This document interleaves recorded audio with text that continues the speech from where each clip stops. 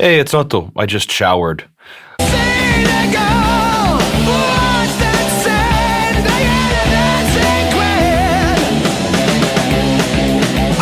Let's look at the Iron Maiden plus ABBA Pro Tools session. Let's do that. Woo! So here we are. You guys wanted to see me show my sessions, so here's a little bit into the process of what it's like making one of these videos. So there'll be the idea first, and then I'll have a rough structure in my head, and I might save riff ideas on my phone. I'll take out my phone and just go like, oh, and then that's the idea. And then I just have to hope that later in time, I'll understand what I made. And then if that works, I'll jump into actually making the thing. So boom, here's the session again. What I usually like to do is like, I like to open a session and then I'll have like guitar tracks and drum tracks and all this. And I like to actually record my voice into these amplifier simulators. So you can see right here is a guitar track. I'll open up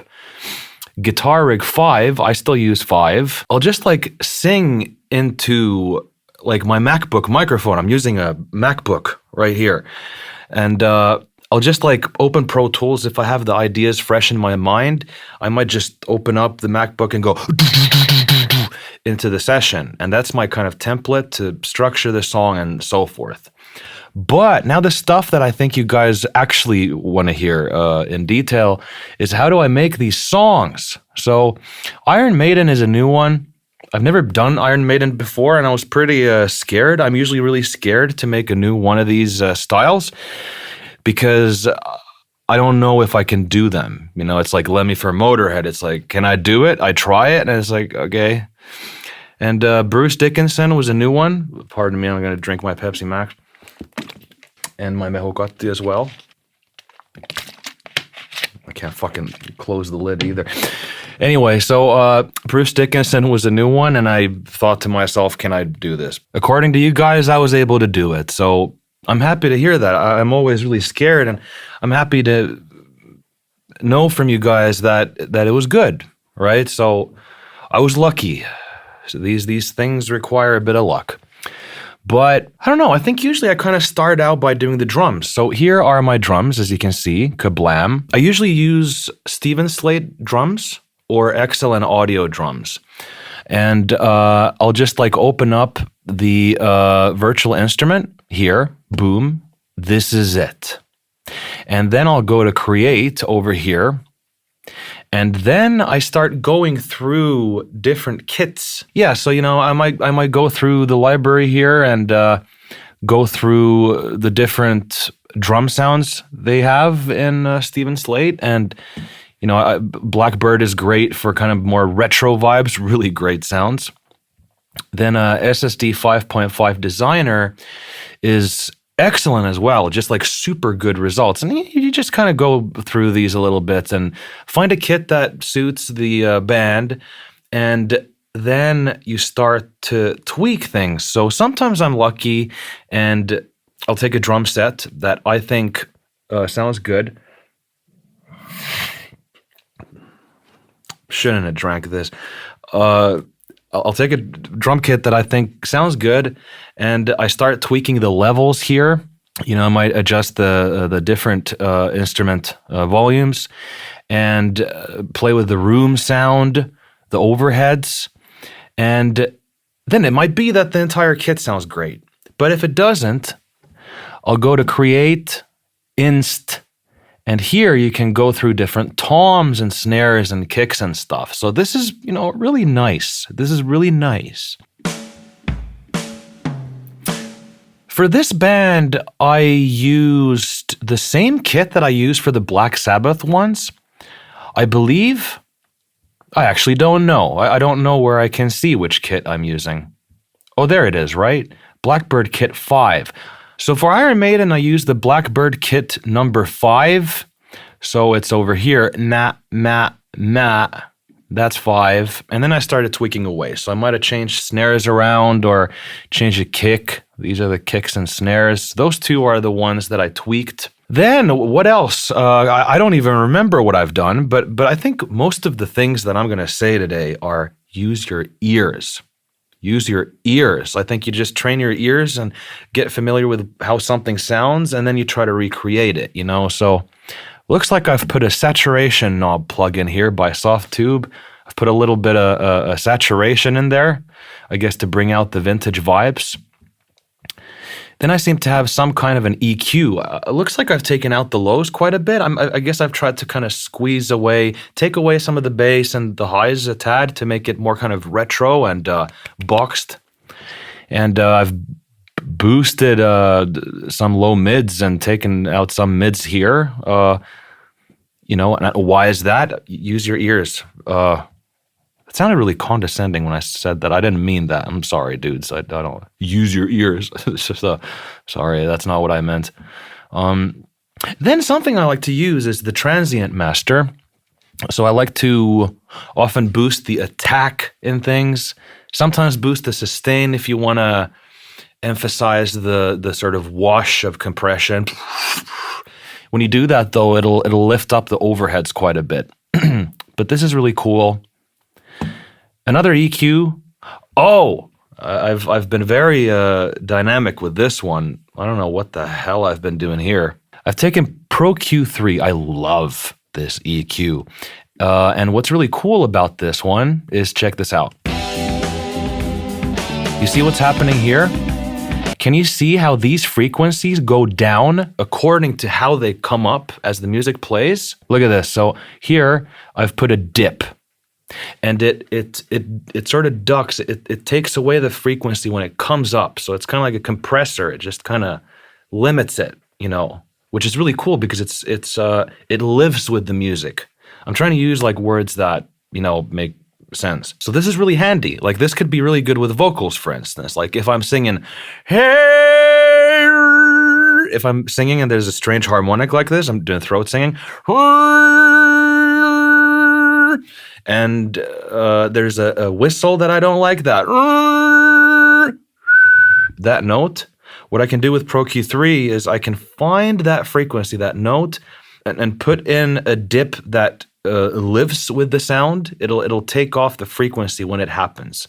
It's hard to explain, but it's really useful. This is ginormously useful. So I've done a lot of tweaks here. It's like multi-band compression, really, is what this is. And there's not like 4 bands, there's just like a lot of them, just anywhere. You can use this as a de-esser also. Like if you sing and you have a harsh S, you can use this to like get rid of that S. What else? We've got a reverb. I've put a reverb on this one. I just go through different reverbs over here.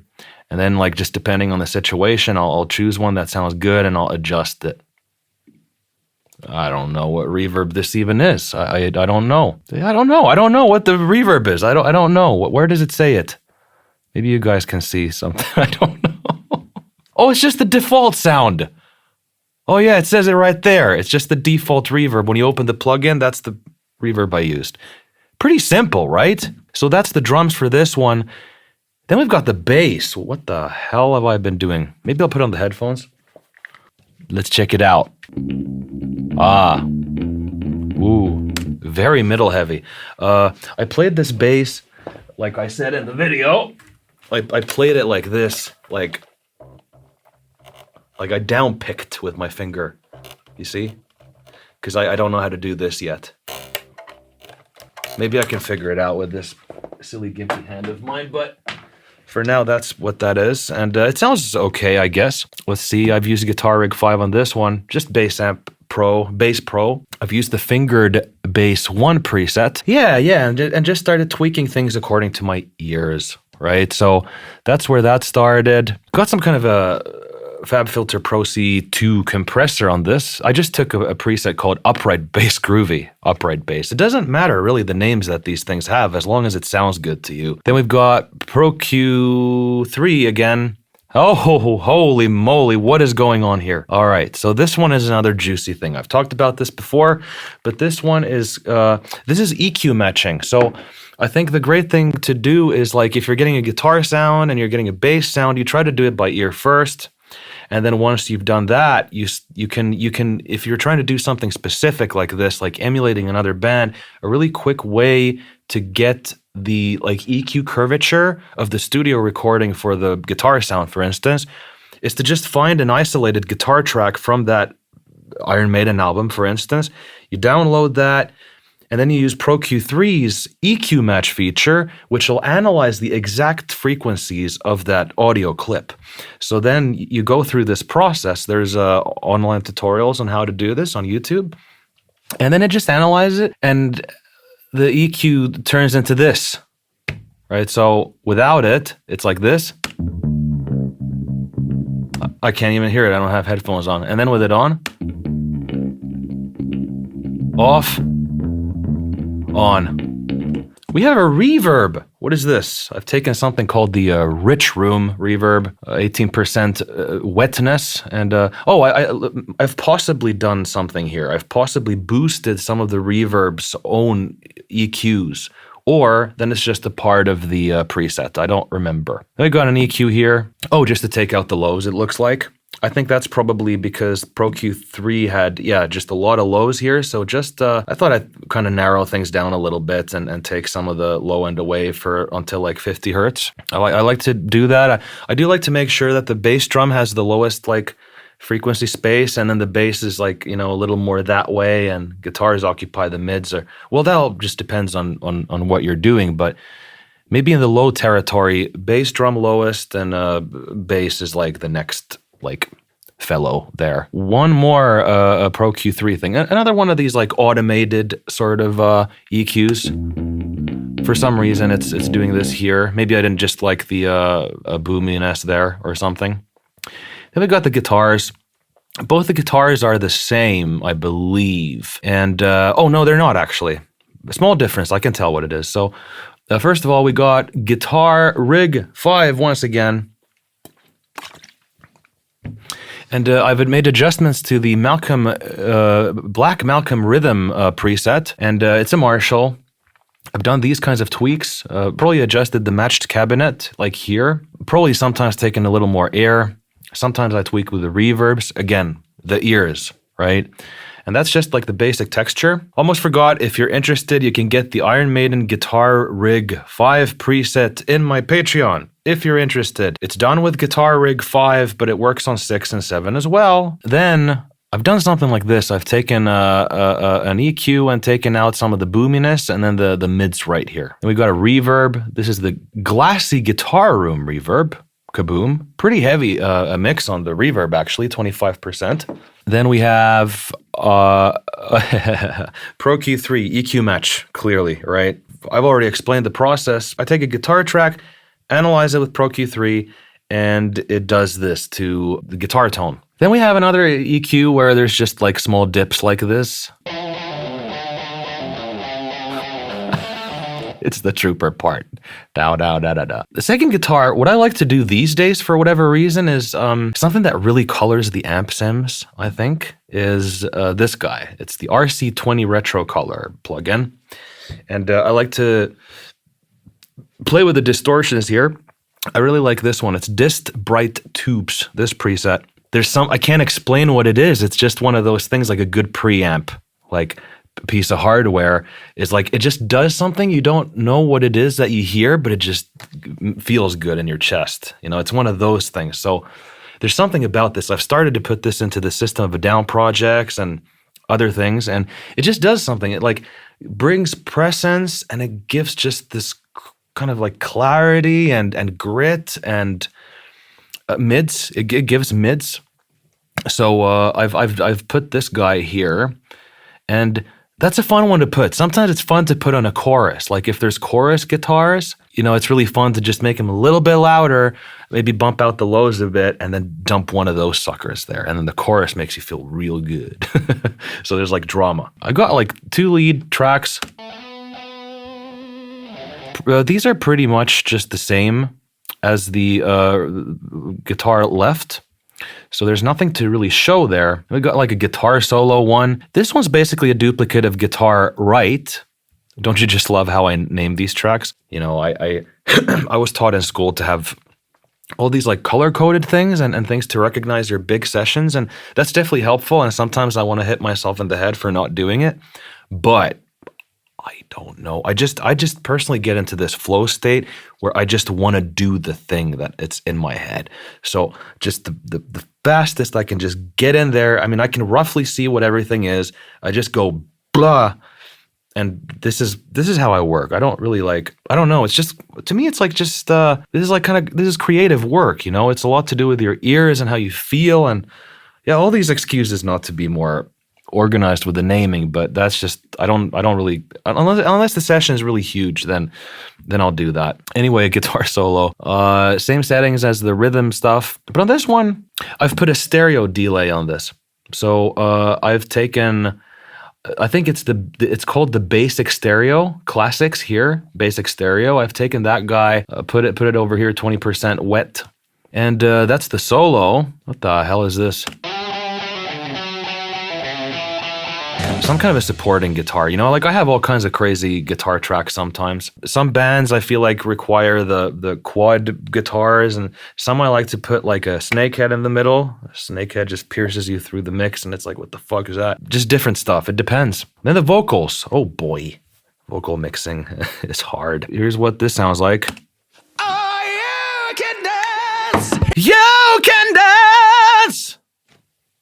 That stuff. I have some compression on my vocals most of the time when I'm recording them, and I use the distressor, the Empirical Labs distressor, and you guys were asking for a video where I show my gear in detail, and you know, like it could be a studio update thing, it could be some specified video, something like this. I can show my settings. I always have the same settings.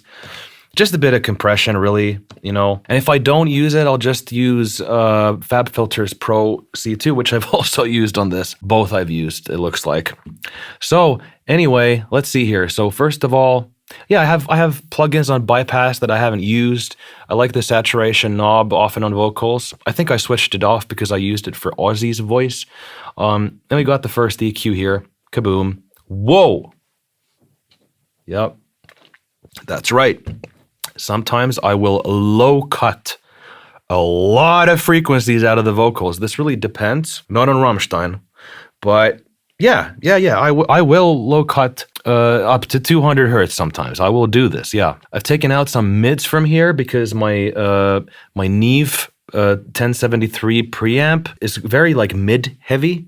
And the EQ knobs make the unit sizzle, so I don't touch those. I used to use the EQs there, but now I don't. So I've taken out some of the mids, boosted the highs here, I put a high cut there. Pro C2, what does this do? Well, so I've got the upfront preset, and then the threshold is here. Then I have a de-esser. I've used the Male S preset forever, and I've taken it all the way down here. Then we have a delay. Oh, it's a slap delay. So I go like here. I go to classics, slap delay insert. I've used that and possibly tweaked it a little bit, and it's really nice. Oh, you can dance. You can hear it. There's a slight delay there. Another Pro Q3. Oh, and with this one, see, look at this. I've taken a dip, I think, on some harsh frequency here, which is like automated according to the sound.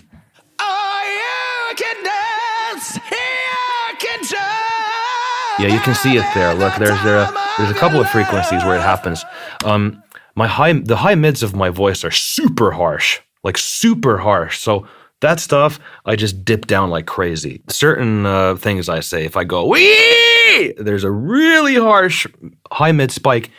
But that's why it's important, I think, to have this kind of a compressing EQ, because vowels are different. You go yeah, and it's like, what the fuck, you know? So this is why my jaw dropped when I discovered this thing. It's incredible. Then we have a reverb here. It's the vocal to mix glue preset. And yes, I put my reverbs straight in as an insert to the tracks. My computer can handle that. It doesn't mind.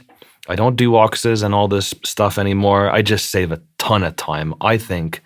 if I put a reverb straight into the inserts. All the reverbs are completely different on many things, right? So really haven't done that in a long time. So I just dump my reverbs right in the inserts. I don't believe that Pro Tools does it automatically like some other DAWs do. So that's really it. I guess some things I could mention is I have a Lackland bass. Lackland bass. It's the Skyline series one, and you can get. I just dialed all the knobs all the way up for this one. It's a hybrid between a jazz bass and a precision bass, so it's really fun. Then you guys saw a single coil guitar on the video, like a Strat. I used it in the video because Iron Maiden use a lot of Strat stuff. So, but I did research on their guitar tone, and they actually use like mini humbuckers. So I took a humbucker guitar, just the one that I use for almost everything, really. It's the Woodwright Warlord guitar. Love these goddamn things, man. Love this beautiful double cut, great access for me, and I just love these things. And that's really it, you know. So hope you enjoyed the video, guys. I love you, and thanks for this video suggestion, and catch you on the flip side, peepity peeps, peep peep peep. Goodbye.